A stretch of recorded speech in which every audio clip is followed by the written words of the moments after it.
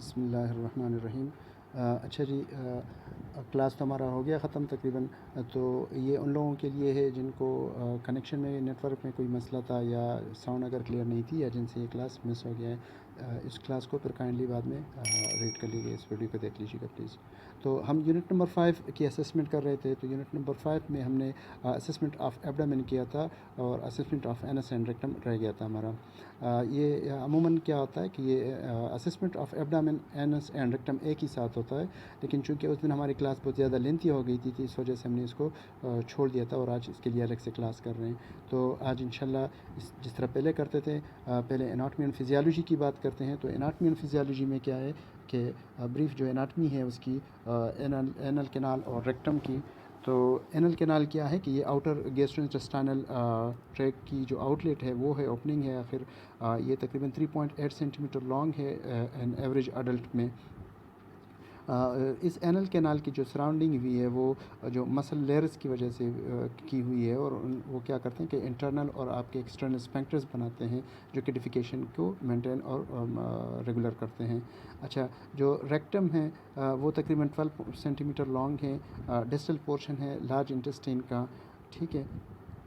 फिर इस anal canal के थोड़ा सा जस्ट इंफीरियरली अगर जाए ये थोड़ा सा पोस्टीरियर टर्न हो के थोड़ा सा डायलेट होता है, जो कि रेक्टल एम्प्यूला बनाते हैं। और ये रेक्टल एम्प्यूला का क्या करता है कि ये स्टूल को उसको थोड़े शॉर्ट टाइम के लिए उसको स्टोरेज का काम करता है। फिर इसके अलावा मेल पेशेंट्स में प्रोस्टेट ग्लैंड भी यहीं पे होता है, तो उसकी भी असेसमेंट करते हैं। तो ये प्रोस्टेट ग्लैंड क्या है कि ये रेक्टम के जो एंटीरियर वॉल्व है इसके फ्रंट पे होता है, जो कि सराउंड करता है ब्लैडर के नेक को और यूरेथ्रा को। इसका फंक्शन क्या है इस प्रोस्टेट ग्लैंड का कि ये एक मिल्की अल्कलाइन फ्लूइड बनाता है जो कि स्पर्म्स की वायबिलिटी को मेंटेन करती है। और इसके अलावा चूँकि इसमें फ्रक्टोज काफ़ी मिकदार में होते हैं इस फ्लूइड के अंदर, तो ये स्पर्म्स को नरिश भी करती हैं। असेसमेंट में हम सब्जेक्टिव डेटा कलेक्ट करेंगे पेशेंट से, और फिर असेसमेंट करेंगे, उसकी फ़िज़िकल एग्जामिनेशन करेंगे जिसमें हम ऑब्जेक्टिव डेटा कलेक्ट करेंगे। तो सब्जेक्टिव डेटा में हम पेशेंट से क्या क्या क्वेश्चंस पूछ सकते हैं। इसमें अगर आप एनएस और रेक्टम के असेसमेंट अगर एब्डोमेन के साथ साथ कर रहे हैं, तो इसमें काफ़ी सारे क्वेश्चंस ऐसे हैं जो कि हम एब्डोमिनल असेसमेंट में ऑलरेडी पेशेंट से पूछ चुके हैं। तो अगर आप ऑलरेडी एब्डोमिनल असेसमेंट में पेशेंट से कोई क्वेश्चन पूछ चुके हैं और अगर आप कंटिन्यूसली उसी के हिसाब से कर रहे हैं असेसमेंट इसके एनएस और रेक्टम की, तो फिर आपको दोबारा उसको रिपीट करने की ज़रूरत नहीं है। लेकिन अगर आप सिर्फ एलोन रेक्टम और एनएस की एग्जामिनेशन कर रहे हैं, तो फिर आपको सब्जेक्टिव डेटा में सारे क्वेश्चन पूछने हैं। तो इन क्वेश्चन में हम क्या कहते हैं कि यूजुअल जो पेशेंट का बाउल रूटीन है उसके बारे में पेशेंट से पूछते हैं कि बाउल मूवमेंट क्या है उसके रेगुलरली है कि नहीं, कितने ऑफनली वो स्टूल पास करता है, बाउल मूवमेंट पास करता है, उसका यूजुअल कलर क्या है, उनकी कंसिस्टेंसी क्या है, सॉफ्ट है, हार्ड है। इसके अलावा पेशेंट को कोई इनकम्प्लीट एवाकुएशन की फीलिंग तो नहीं है। ठीक है, ये सारी चीज़ें पेशेंट से पूछते हैं। इसमें क्या करते हैं कि पेशेंट की कॉन्स्टिपेशन को एक्चुअली हम देखते हैं कि पेशेंट को कॉन्स्टिपेशन तो नहीं है। तो कॉन्स्टिपेशन के लिए रूम 3 एक क्राइटेरिया है उस हिसाब से कि अगर patient less than 3 stool per week pass करता है, तो हम कहते हैं कि इस पेशेंट को कॉन्स्टिपेशन है। इसके साथ साथ अगर कोई पेशेंट ऐसा है कि वो लेस दैन 3 स्टूल पास करता है और स्टूल जो है उसकी कंसिस्टेंसी हार्ड है और पेशेंट को उसके साथ इनकम्प्लीट एवाकुएशन की भी सेंसेशन है, ब्लॉकेज की भी सेंसेशन है, तो उसको हम कंसिडर करते हैं कि पेशेंट को कॉन्स्टिपेशन है। अगर पेशेंट को कॉन्स्टिपेशन है तो फिर फर्दर पेशेंट से पूछते हैं कि पेशेंट ब्रेकफास्ट करता है कि नहीं करता, क्योंकि ब्रेकफास्ट एक ऐसी चीज़ है जो कि आपके कॉलन मोटिलिटी इंक्रीज़ करता है, जो कि आपके बोल मूवमेंट को प्रॉम्प्ट करता है, इम्प्रूव करता है। इसी से रिलेटेड हम पेशेंट से फिर पूछते हैं कि अगर पेशेंट स्टूल पास करता है तो बाउल मूवमेंट्स के दौरान पेशेंट को कोई पेन वगैरह तो नहीं है। तो अगर पेन है तो उसको जो टर्म यूज़ होता है वो उसको डिस्चेजिया कहते हैं। बाउल मूवमेंट के साथ अगर पेशेंट को लोकलाइज अगर कोई पेन है तो उसको डिस्चेजिया कहते हैं। वो होता क्या है कि अमूमन या हेमोराइड्स वगैरह की वजह से या फिशर की वजह से, या अगर पेशेंट को कॉन्स्टिपेशन है तो उसकी वजह से पेशेंट को जो पेन फील होता है वो डिसीज़ है। अगर पेशेंट को पेन है तो हम उसको पेशेंट में फिर फर्दर देखते हैं कि कहीं हेमोराइड्स तो नहीं है, फिशर वगैरह तो नहीं बने हुए हैं। बाउल हैबिट्स के हवाले से जब पेशेंट से पूछते हैं कि कोई चेंजेस तो नहीं आई, अगर आई है तो क्या चेंजेस आई हैं, कोई लूज़ मोशन वगैरह तो नहीं है, डायरिया वगैरह तो नहीं है पेशेंट को, अगर है तो कब से स्टार्ट हुआ है, और ये कितना सीवियर है, कितने नंबर के पर स्टूल वो पर डे पास करता है, कितने मोशन वो पास करता है, ठीक है। उसकी कैरेक्टर क्या है मोशंस की, कि वाटरी है, ब्लडी है, कोई म्यूकस वगैरह या प्रूलेंट वगैरह तो नहीं है। साथ साथ अगर पेशेंट को डायरिया है तो पेशेंट को नाज़िया वॉमिटिंग वगैरह तो नहीं है, कोई एब्डोमिनल पेन तो नहीं है। तो डायरिया क्या है कि अगर पेशेंट को डायरिया है तो फिर मोस्ट जो कॉमन कॉजेज़ है, कंटामिनेटेड फूड से पेशेंट को डायरिया हो सकता है, या कंटामिनेटेड वाटर से पेशेंट को डायरिया हो सकता है। तो उसके लिए पेशेंट से पूछते हैं कि कहीं रेस्टोरेंट वगैरह में तो कोई खाना नहीं खाए, क्योंकि लास्ट जो 24 आवर्स की उसकी फूड हिस्ट्री है पूरी वो लेते हैं।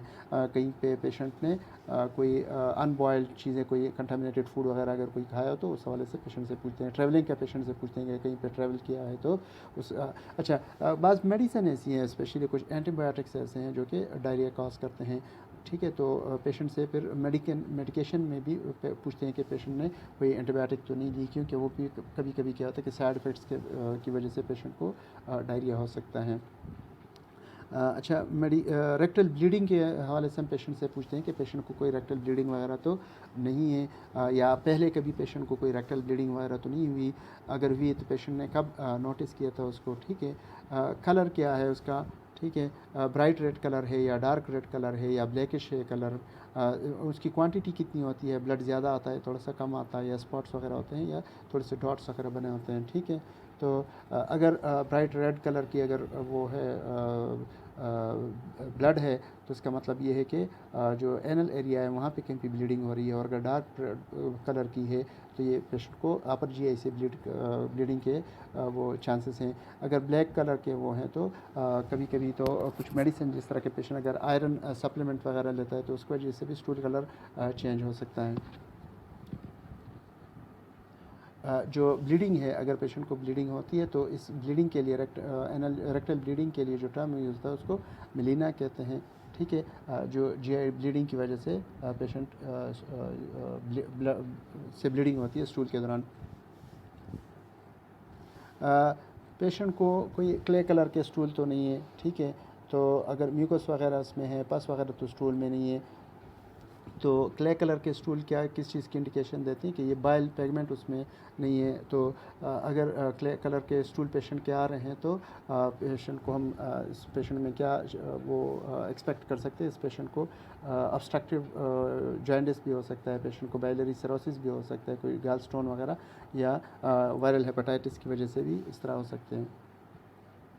पेशेंट के स्टूल में कोई फ्रोदी स्टूल तो नहीं है। तो फ्रोदी स्टूल क्या है कि इसको स्टेटेरिया कहते हैं, ठीक है। एक कंडीशन है जिसमें कि फ़ैट जो है वो सही एब्जॉर्ब नहीं होती है, मेल एब्जॉर्प्शन होती है फ़ैट की। तो वो फ़ैट क्या है, इनसॉल्युबल जो फ़ैट है वो स्टूल में पेशेंट से डिस्चार्ज होता है, एक्सक्रीट होता है। तो इस कंडीशन को क्या कहते हैं, इसको स्टेटोरिया कहते हैं। मेडिसिन के हवाले से जब पेशेंट से पूछते हैं कि मेडिसिन कोई पेशेंट कोई मेडिसिन तो नहीं ले रहा, अगर पेशेंट कोई मेडिसिन ले रहा है तो कौन सी मेडिसिन है वो, किसी ने प्रिस्क्राइब किए हैं या ओवर द काउंटर मेडिसिन ले रहा है, उसमें क्या लेग्जेटिव्स वगैरह ले रहा है, अगर है तो कौन सी लेग्जेटिव्स ले रहा है, कौन सी मेडिसिन ले रहा है, कितनी फ्रिक्वेंट ले रहा है, आयरन सप्लीमेंट कोई वगैरह तो नहीं ले रहा है, ठीक है। तो ये सारी चीज़ें पेशेंट से हम उसके मेडिकेशन हिस्ट्री में पूछते हैं। रेक्टल कंडीशन में हम क्या पेशेंट से पूछ सकते हैं कि पेशेंट को कोई रेक्टल कंडीशन तो नहीं है, क्या फाइंडिंग्स इसमें हम एक्सपेक्ट करते हैं जो रेक्टल कंडीशन है, तो उसमें पेशेंट को कोई एचिंग तो नहीं है, एनल एरिया में कोई पेन तो नहीं है, बर्निंग सेंसेशन तो नहीं है, पेशेंट को हेमोराइड्स अगर कोई है तो उसके हिस्ट्री पेशेंट से लेते हैं। अगर पेशेंट को कोई बर्निंग या कोई भी इचिंग या कोई भी हेमोराइड्स वगैरह कोई भी ऐसी कोई इचिंग वगैरह कोई मसला है तो पेशेंट से उसके ट्रीटमेंट के हवाले से भी हम पेशेंट से पूछ सकते हैं कि पेशेंट ने उसके लिए कोई ट्रीटमेंट ली है या नहीं, अगर ली है तो क्या मेडिसिन उसने यूज़ की है, कितने अरसे तक यूज़ की है, उसके लिए कोई फ़र्क पड़ा है उससे कि नहीं पड़ा। तो फिर उसको फर्दर उसको फाइंड आउट करते हैं। अच्छा, पेशेंट को कभी बाउल को जो कंट्रोल करने में कोई इशू तो नहीं रहा, कभी कभी पेशेंट को फीकल इनकंटिनेंस होता है। तो इनकंटिनेंस किस कंडीशंस में हम एक्सपेक्ट कर सकते हैं, अगर पेशेंट को प्रोलैप्स्ड हेमोराइड्स वगैरह हो या पेशेंट को, तो उसमें पेशेंट को क्या होता है कि फीकल इनकंटिनेंस होती है। पेशेंट कभी कभी सॉलिड या लिक्विड किस्म स्टूल पेशेंट से इनवॉलंटरीली पास हो जाते हैं।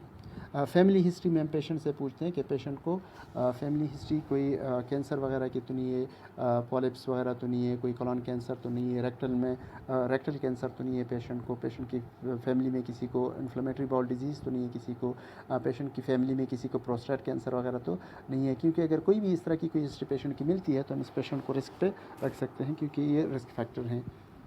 पेशेंट सेंटर केयर में पेशेंट्स के डेली फूड के बारे में पेशेंट से पूछते हैं कि पेशेंट डाइटरी हैबिट्स पेशेंट के क्या है, वो हाई फाइबर डाइट लेता है कि नहीं लेता है, लिक्विड्स कैसा है, उसकी फ्लूइड इनटेक उसका कैसा है, वेजिटेबल्स वगैरह उस पेशेंट लेता है, फ्रूट्स वगैरह पेशेंट फ्रेश फ्रूट्स लेता है कि नहीं लेता है।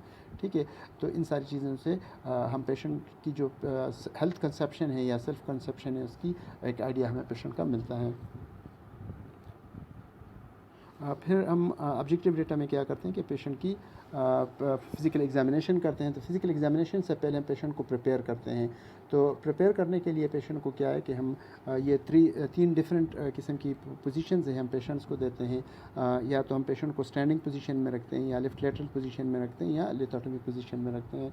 तो लिथोटमी पोजीशन स्पेशली हम फीमेल के लिए इस्तेमाल करते हैं।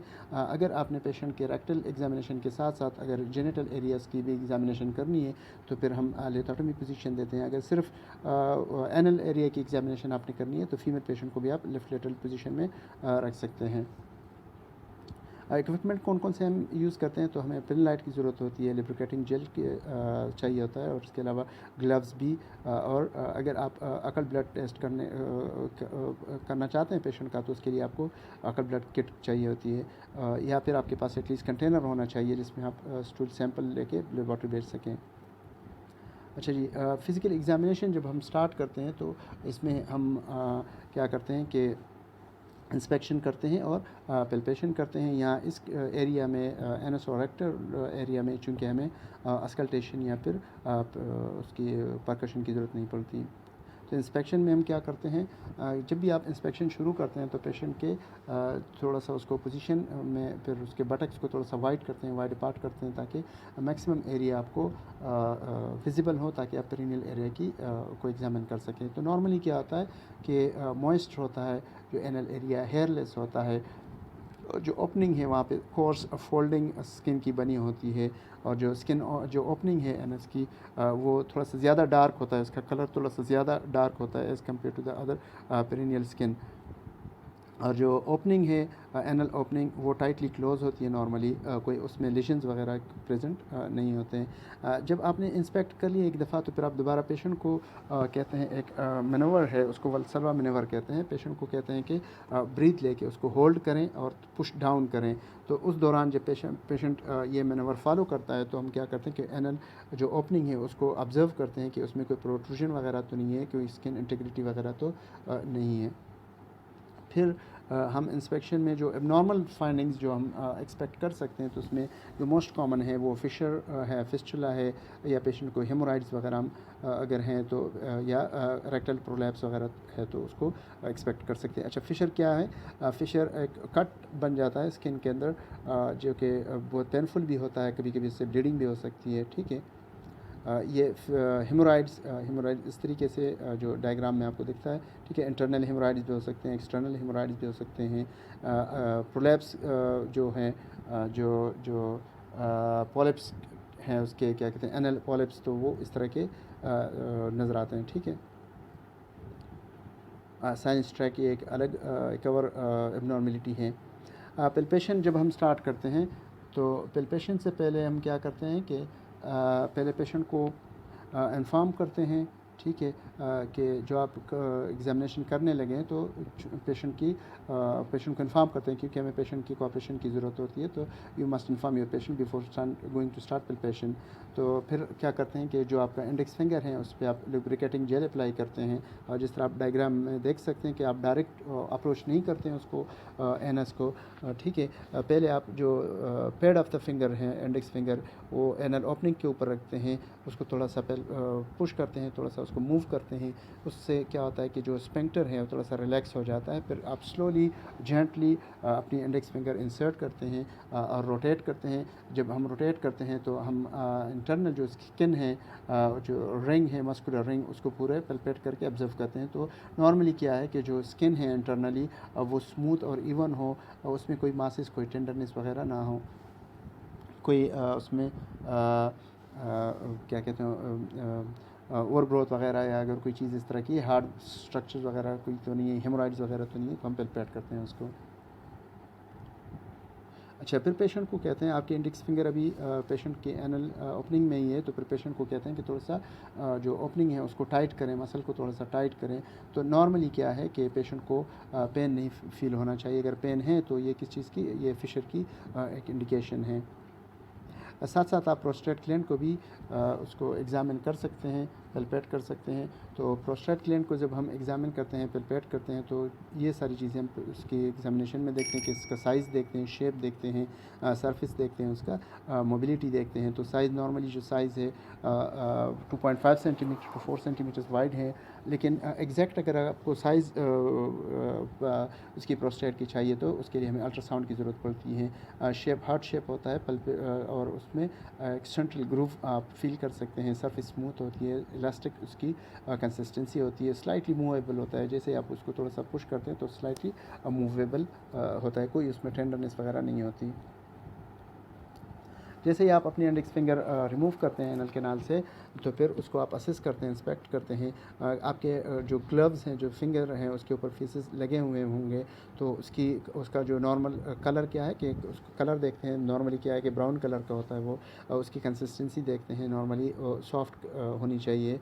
फिर उसमें कोई ब्लड वगैरह तो नहीं है। अगर ब्लड है तो, अगर ब्लड नहीं है उसमें, तो ये तो एक नॉर्मल साइन है। लेकिन अगर ब्लड है तो फिर उसको फर्दर हम असेस करते हैं। नॉर्मल जो ब्लड जो अगर ब्लड उसमें लगा हुआ है तो उसको फिर हम देखते हैं जो कि उसकी नॉर्मल फाइंडिंग क्या क्या हो सकती हैं। अगर स्टूल के अंदर कोई म्यूकस वगैरह मिक्स हैं तो ये तो इन्फ्लेमेशन है कोई जीआई ट्रैक्ट के अंदर या रेक्टल एनल कैनाल के अंदर।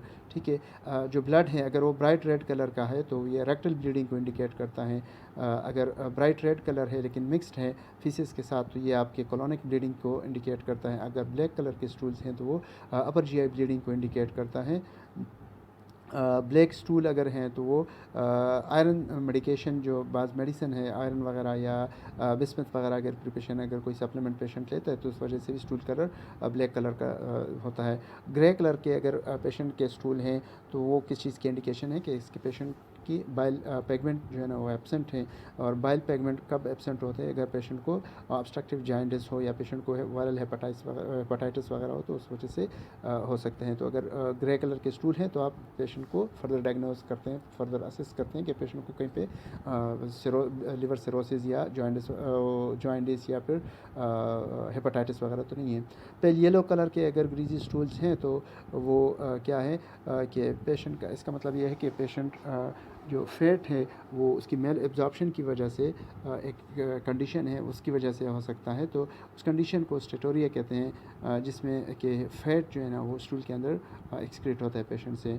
अगर ब्लीडिंग जो है ना वो आपके कैंसर ऑफ कोलन को भी इंडिकेट करता है। ये हमारी समरी थी पूरी असेसमेंट की कि इंस्पेक्शन करते हैं, पल्पेशन में हम एनल कैनाल और उसकी रेक्टम की करते हैं। यूजुअली हम सिर्फ अडल्ट में ही करते हैं, और स्टूल फॉर अकल्ट ब्लड भी करते हैं।